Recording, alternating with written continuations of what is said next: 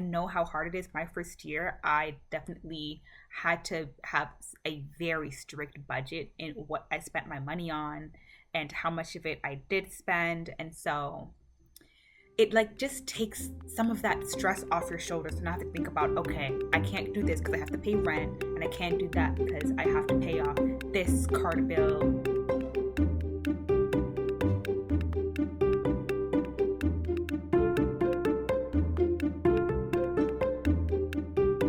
Welcome to the Personal Finance for PhDs podcast, a higher education in personal finance.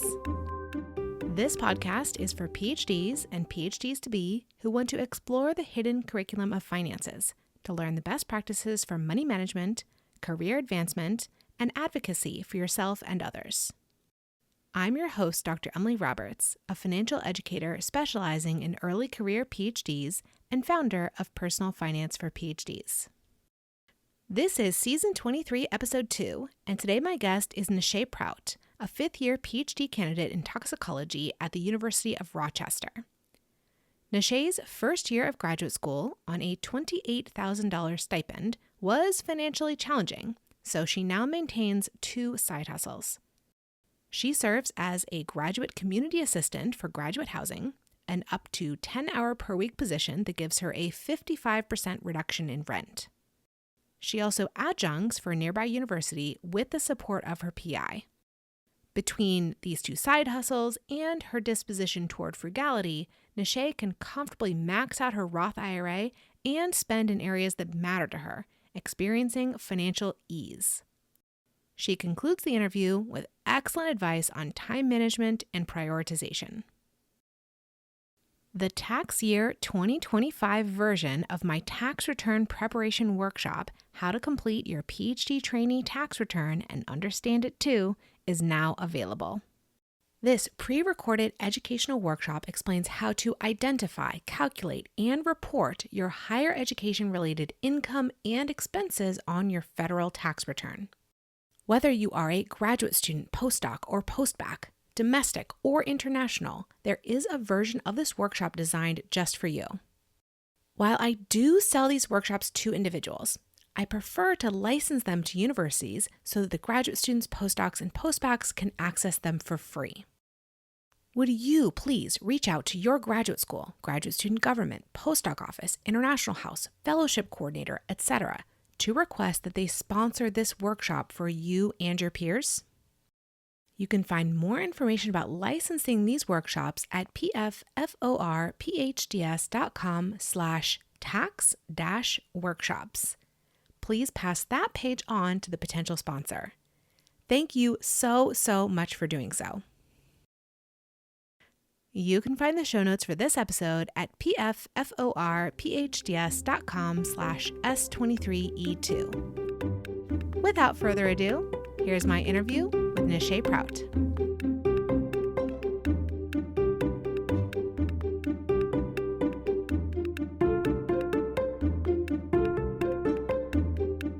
I am delighted to have joining me on the podcast today Nashae Prout, who is a fifth-year PhD candidate at the University of Rochester, and we're going to be talking about increasing income and making your budget work on a grad student stipend. So Nashae, thank you so much for volunteering to come on the podcast, and will you please introduce yourself a little bit further?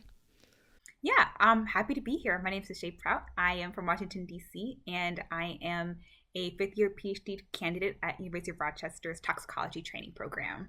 Excellent. Now, let's take it back a little bit because I want to set up what your finances and your financial life were like coming into graduate school. So I understand you graduated from college debt-free. Can you tell us how that happened? Yeah, so I have a three-pronged approach in how I got through undergrad debt-free. So one, I started off at community college. A lot of people don't always do that, but it's a really viable option, especially if you don't have that much money to, go right into a four-year institution. So that was number one. Number two, I did have a lot of financial aid. I qualified for the Pell Grant. We also have a tuition assistance grant in DC because there's no public colleges in DC. We're sort of this in between. We're out of state everywhere else, but where we're in state, it's only private institutions that cost a lot more money. And so, because of that, the DC government provides students with a $10,000 grant for each year of college. I think up until 5 years, they cover you for 5 years for any four-year institution that you join. And so I got that every year. I made sure to put in my application each year to renew it because I needed that money once I started at Morgan State University, which is where I did my undergrad. And then on top of that, I also was an NIH Build Scholar. NIH Build it's an acronym, Building Infrastructure Leading to Diversity. We were one of 10 sites in the United States. And so it was a 2-year traineeship where I got partial tuition coverage as well as money each month after working a certain amount of hours. And I will say, at that point, I was breaking even, if not give or take about $100. So by the end of it, I did pay for my college myself. So maybe a couple hundred. But in those first 2 years when I was at community college, my parents did help me out tremendously. And thankful to them every single day for paying for my community college. Yeah, well, even with parental support for a certain period of time, that's still a huge accomplishment to get through college without debt. Did you go directly to graduate school or did you take any time in between? No, I went directly into graduate school. That summer, I didn't do any work. I was working since I was 14 years old every summer, and it was the first summer I did nothing. And I quickly realized there's a reason why I always had a summer job, because I got really bored of watching daytime TV really fast. Okay, so tell us more about maybe your offer letter and how you were funded throughout, up to this, 5th year of your PhD program. Yeah, so I actually had 2 offers for a PhD program, one at Rochester and the other one at a school in Texas.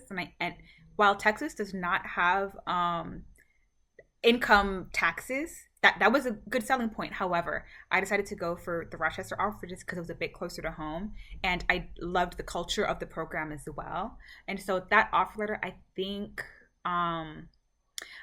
I want to say it was maybe like 28K, but they also gave me a relocation assistance fund. I think it was like $1,000 to $2,000, which I was really grateful for in terms of having to move 6-7 hours away from my family. So that did sweeten the pot.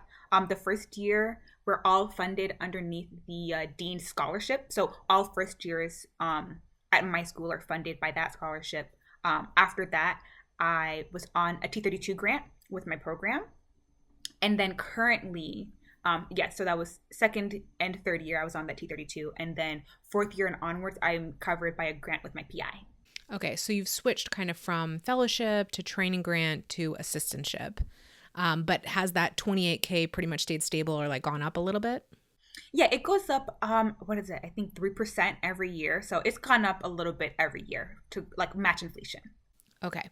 And I know where we're going with this is that we're going to talk about your side income. So that 28K plus, the 3% growth each year, has that not really been sufficient to pay for at least what you want your living expenses to be? I just say this, I'm never just satisfied with what I'm getting. I'm always going to want to challenge myself and get more. My parents are immigrants to the United States. They're both from Jamaica. And so they've always instilled in me to work hard. My dad, he's a construction worker, but he'd also always do side jobs. So I always saw him, he'd be, done doing this, but he'd go to this person's house to do the side project to get extra money. And so when I saw the opportunity to start a side job, I took it. And that first one was with graduate housing.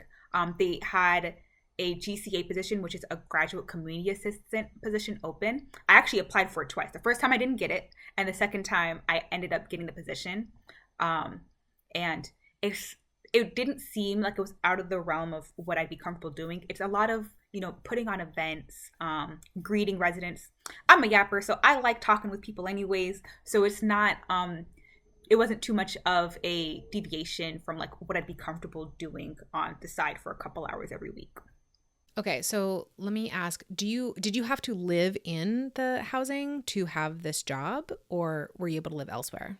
No, so you have to live within graduate housing for at least 4 months before being eligible to become a graduate community assistant. You also have to live in that graduate area that you're going to be working in. So I live in my complex, and because of that, I'm responsible for, I think, the 700s and 800s like apartment blocks in this complex. If I was a GCA at one of the other complexes, I'd have to be a resident there for 4 months. I think I could transfer, but that's a transfer fee, and I didn't want to pay that because there was another position open, but I would have had to move there to be eligible for it, and I did not want to move. I left my apartment. I see. So you had already chosen your housing anyway, as just like what you personally wanted for your time in graduate school, and then you saw these open positions and were like, oh, I can add that into my life right now. That seems manageable. Is that right? Yeah, because you're only eligible to live here if you're a trainee or a medical student or anything like that. And so everyone else that's also GCA is also either an MBA student, a PhD student, or they're a med student.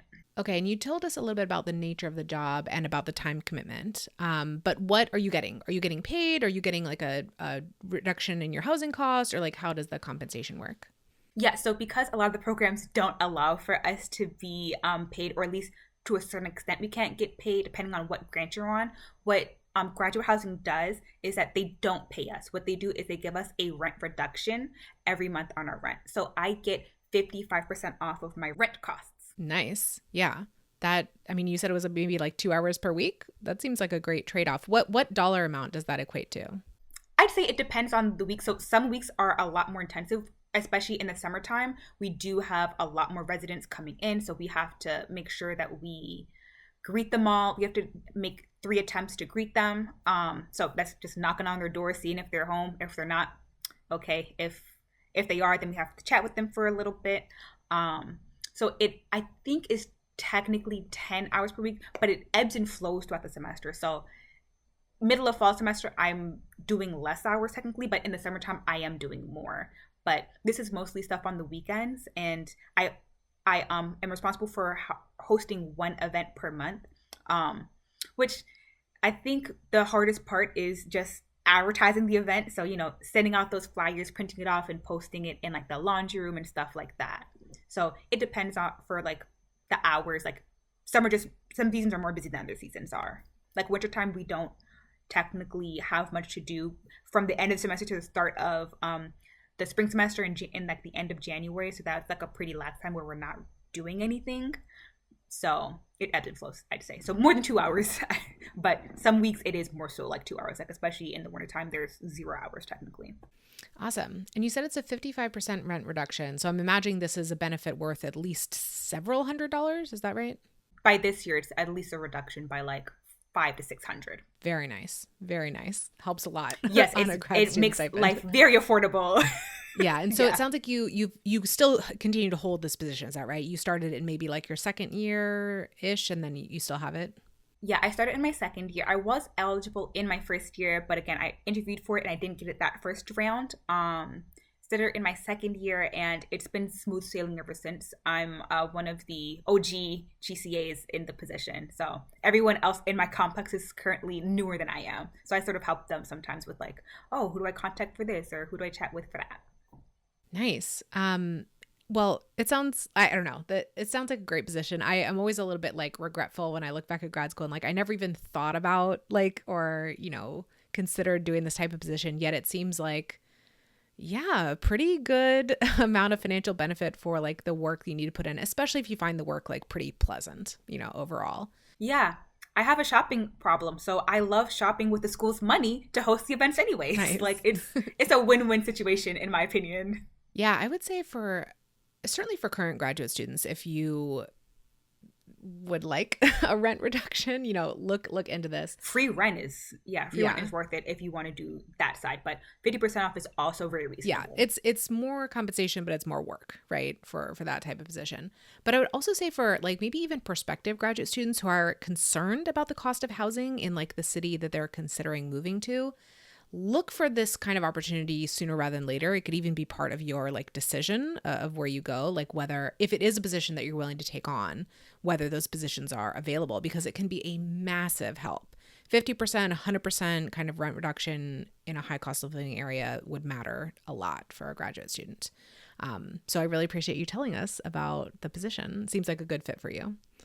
Yeah, I personally love it. I'm hoping that people that need it can also get positions to burn to this, especially if you're in a high cost of living. I wouldn't consider Rochester very high cost of living. Like the original rent is about maybe a bit over $1,000 for a rent one bedroom. So it's very reasonable. So it's just helps me even more in terms of like this like moderate cost of living area. Yeah. And I understand you have another side job. Maybe not surprising given your description of like who you are and like just you want to be busy and want to be working a lot. So like what's your other side position? Yeah, so my other side position is being an adjunct faculty member at Nazareth University. It's a local liberal arts college here in Rochester. So how did you first come? Well, I guess tell us what you teach and like, is it all the time, year round, or in certain semesters? Yeah, so I teach biology lab, so it's a one credit course, and then I also last spring semester taught science communications, or sorry, intro to science communications, and that was a 3 credit course. Um, it's they're both in person on campus classes that I teach. I do the lab courses in the fall, and then I do in the spring. I did science communications. It's pretty reasonable in terms of time commitment. I do one evening class and one afternoon class for my lab sections, and I only did one science communications class since that one did take a lot more time grading wise since it is a writing class. So you're doing papers and continual edits on people's like work. And were you like the instructor of record for either one of those? Yeah, so I am the listed instructor for all the courses that I teach at Nazareth. Nice. And did you have to prepare a curriculum as well? No, so I do have leeway with the science communications class. However, for the science laboratory class, because it is standard across all lab sections, that one is predetermined. So I have leeway in terms of how I get the material across, but the experiments that are laid out in a scheduled fashion, and it's the same for all faculty teaching the course. And did you pursue this position purely for more money, or was it for teaching experience, or like what were your motivations? Yeah, so I got the position actually because a lab member of mine was already an adjunct there, and through word of mouth, I was able to apply for some of their extra adjunct positions. I would say it was 50% wanting more money and 50% wanting to pad my CV with an experience. I've done volunteer work with teaching, but I want to have the experience of actually being the actual instructor for a class, having to take higher level science stuff and break it down into something digestible for a freshman undergraduate. How do you feel it's been working for you in terms of, let's take the career development, the CV padding as the first point? Like, you think it's been worthwhile? Has it been rewarding for you? Has it, opened up any other opportunities? I definitely feel like it's been rewarding. I really do like teaching. The worst part about teaching is just the grades, honestly. I hate having to grade. But other than that, I like going in. I like interacting with the students. Honestly, they're all really great. I would also say that it's good for my CV because I'm getting experience and it helped me determine whether or not I did want to pursue education. At the moment, with funding crazy as it is, I'm not putting all my eggs in the academia basket, but I do have the experience, and it is something that if the right opportunity, occurs, then I would pursue it further, especially if it was for either a liberal arts college or a health professions college, like a pharmacy school, because I like when students are really engaged. My favorite ones are the super nerdy ones because they ask the most questions and they're the most engaged with the course material. Did you not have an opportunity through your regular graduate program? I mean, I guess you described your funding path didn't involve TAing at all. And so it sounds like you sort of had to go outside your university to find these kinds of opportunities. Is that right? So yeah, my program does not require any type of TA-ship. We're only required to do research. So I did become a TA for one semester for one of our courses, but they don't pay you for being a TA. It's purely a volunteer type of thing. I did put it on my CV, of course, and there is good experience there.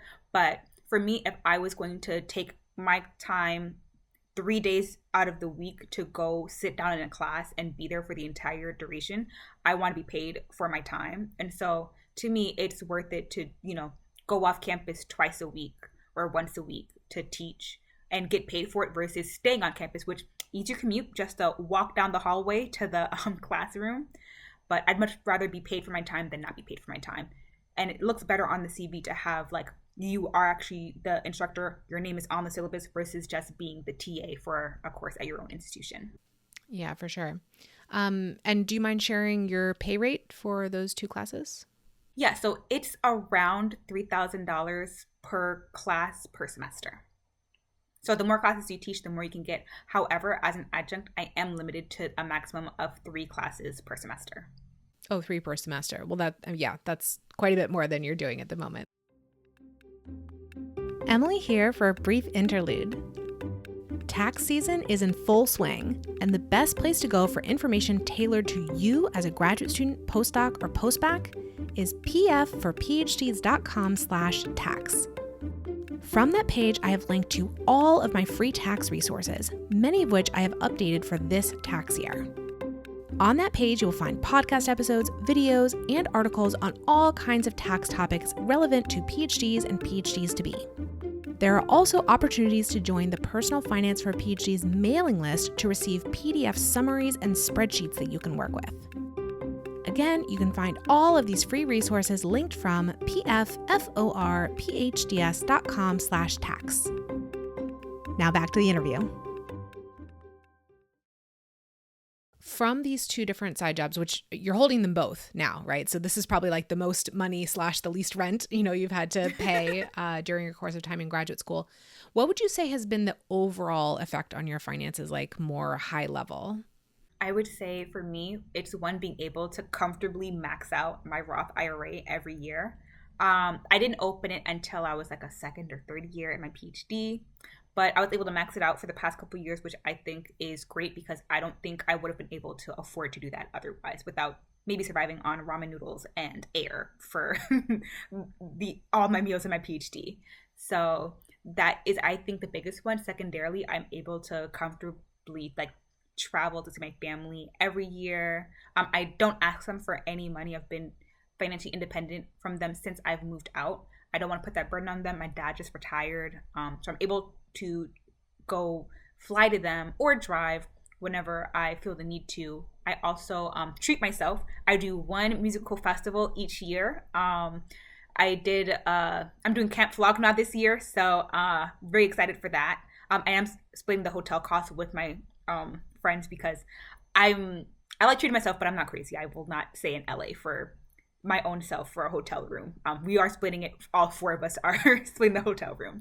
So I also do that, and I also like taking care of myself and not having to think too much about what I'm buying. Like, I definitely do. I'm very much a budget oriented person. However, I'm able to go thrifting, and if it's within my allotted $30 to $50 budget for a outing, I'm able to comfortably do it. Sometimes I have gone overboard, but for the most part, I'm able to save quite a bit of money every year. So it's just less strain. Yes, exactly. So not only are you building for your financial future through the Roth IRA, but just in your day-to-day decisions around money, you just have more ease and less stress. And like you said, you're not going overboard. As a graduate student, it's kind of hard to go overboard in any area, but just the additional income that you're bringing in and the rent reduction allows you that, just not to be stressed about these more low level purchases, which absolutely characterizes, the grad student experience. And I don't do a lot of those smaller purchases. For example, I make my coffee at home. I don't go out to get my coffee. I pack my lunches most days. I rarely go out to eat. I will go out to drink on the weekends or something with friends, or go have a dinner here and there. But for the most part, I live pretty frugally. My entire outfit right now, it is all thrifted clothing. The outfit is under $10. I love saving money where I can, but because I get extra income, I'm allowed to splurge where I want to. Yeah, and it sounds like you have a very high level of awareness of your budget too. You know that your spending is under control in these certain areas so that you have the more ease in the other areas that seems like they provide more value to you. Absolutely. I love being able to I think about all my purchases, of course, but I'm able to comfortably pay off my credit card bill every month. I always use my credit card because it's a cashback credit card. And so I never spend more than what I have anyways. But even if I spend over $1,000 in a month on my credit card, I'm always able to comfortably cover that without going into the red. Do you see any differences between you and your peers at Rochester in this regard? Or are most of your peers also working side jobs so that they can have, similar financial freedom? I would say most of my peers aren't working side jobs. I'd say maybe 30 to 40% perhaps. I have some friends that were also GCAs. I've had some friends that work in the graduate affairs office. I've had some friends teach on the side. I know at least one other person from my school that teaches at Nazareth. I definitely would say I wish more people would take more opportunities because I know how hard it is. My first year, I definitely had to have a very strict budget in what I spent my money on and how much of it I did spend. And so it like just takes some of that stress off your shoulders to not have to think about, okay, I can't do this because I have to pay rent, and I can't do that because I have to pay off this card bill or that car insurance note or whatever it is. I definitely feel like I wish more people like took more opportunities like this because there are opportunities to get teaching and not have it be for free. I will say the other side of our campus, like the arts and engineering school, they do get paid for being a TA. However, for my campus, we don't, and so that is something that I know a lot of graduate students do. It's part of their funding package, but at least for my school and my program, we do not get paid for our TA ships, which is why I stopped doing it after that first semester. Yeah, and I neglected to ask this earlier, but does your advisor know about your adjuncting position? Or like, is it all like sort of out in the open, or is it something that you do kind of quietly? No, he definitely knows. I actually talked with him about like how many courses I should not teach. I've never gone above 2 courses because we both agreed that that was the maximum because it's like one evening, it's a 6 p.m. course, so it doesn't interfere with my studies and my work because I'm able to do 9 to 5. And then the earliest course I've ever taught was 1 p.m., which we always have our meeting directly after the course anyways, so it doesn't impact my work negatively. I'm still meeting my milestones as I should. I've started using the term academia approved, like academia approved side hustles, and like adjuncting is usually an academia approved side hustle because obviously it's in the wheelhouse. Everybody knows, even if it's at a different institution, like everybody gets, why you would want to do it and what the requirements are and the time commitment and all that sort of thing. So like, as long as it's sort of like legally permitted by everybody's visa and like the terms of your funding and all that, it's pretty likely, like with your advisor, that they would be encouraging of this kind of thing, as long as of course you have scheduled it so that it's not going to interfere with your primary work. Absolutely, yeah. I know when I was on the T32, I wasn't allowed to, I think it was either 10 or 15 hours of external work per week. But even with both of my jobs, I teach like I teach 1 to 3 credits every semester at Nazareth, so that's not impacting it there. And then for my GCA position, it oscillates between maybe like 5 to 10 hours per week. So I'm still well within or below that 15 hour minimum maximum that's allotted with T32 grants. Yeah, and it's really just good to know as a student, like that sort of rule on the back end, like especially if you got pushback from your advisor, like, oh no, I actually don't think you should take that other position. You say, well, my funding technically allows for this amount and this is how I'm going to balance it. You have to still convince them, but like you have a little bit of support by just it being the policy. Okay, don't go above 15 hours per week. Yeah, and I'm very happy that love my PI. He is great and he supports me doing this because he wants me to have that breadth of experience because my program does not require any type of TA-ship or adjuncting or what have you. So this is extra opportunity for me to gain experience in something that isn't traditionally offered in my program of study. Excellent. I can definitely see why your advisor would be encouraging of that. Is there anything else you want to add on that point before we move to our final question? I would say just my one thing about teaching philosophy. I think a lot of people, this is the soapbox me. I think we should strive to be servant leaders, hearing what the people that we're serving need from us, and then working to provide them with what they need instead of internally thinking, oh, okay, this is what I'm going to give, instead of asking, what do you need? That's my one thing that I would just like want people to have and just spread as information. Like if you're in a leadership position, make sure that you're serving the people that you're leading. Mm-hmm. I can see how that applies both to your teaching position and your position with graduate housing, definitely. Exactly. Yeah. I always want to listen to feedback and listen to requests. and then work to achieve that. Awesome.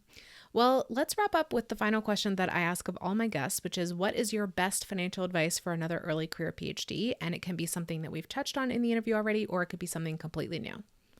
Yeah, I would say my advice for any early career PhD is to time manage very well. And if you can time manage very well, then you can do a side hustle. I would never want someone to prioritize their side hustle over their PhD. I'm here to get my PhD. That's what I moved here for. So I'm always going to put that on top. But if you have the time management skills to do a side hustle or do two, like I'm doing, then do it. I think it's one of the best financial decisions I've made as an adult, is having these side jobs that, one, are not very hard. Literally, the only thing I dislike is the act of grading because it's very tedious to grade each student. But my class is never more than 16 students. So it's not that much in the grand scheme of things. I'm not doing a 100 plus person lecture where I'm grading. It's maximum 30 students that I'm grading for an assignment at a time. So if you can if you have the time management skills, then do it. If you can't, then focus more so on your studies and look for opportunities within your university so that it's a bit easier for you to potentially add something else onto your plate.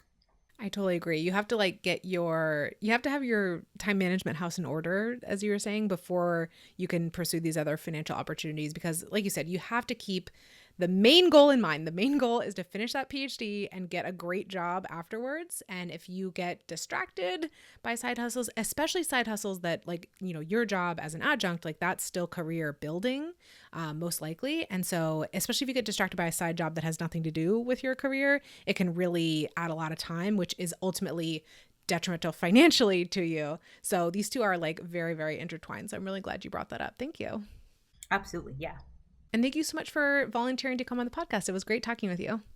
Absolutely. I am happy to be here, and I'm happy if at least one person takes my advice or follows my footsteps and is able to save more money than they would have and be a little bit set up, better for the financial future, considering like the crazy economy we have going on right now. Absolutely.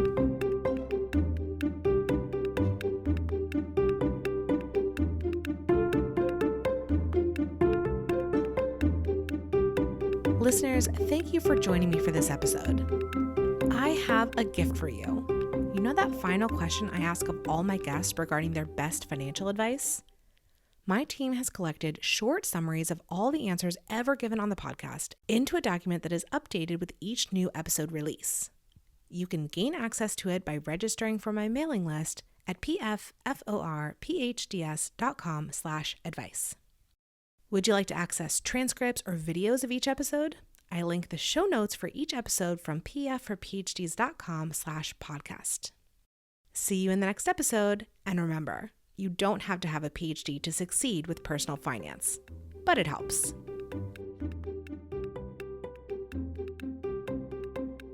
Nothing you hear on this podcast should be taken as financial, tax, or legal advice for any individual.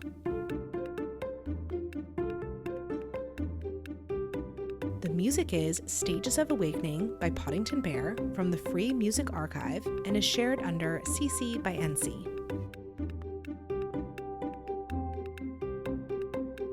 Podcast editing by me and show notes creation by Dr. Jill Hoffman.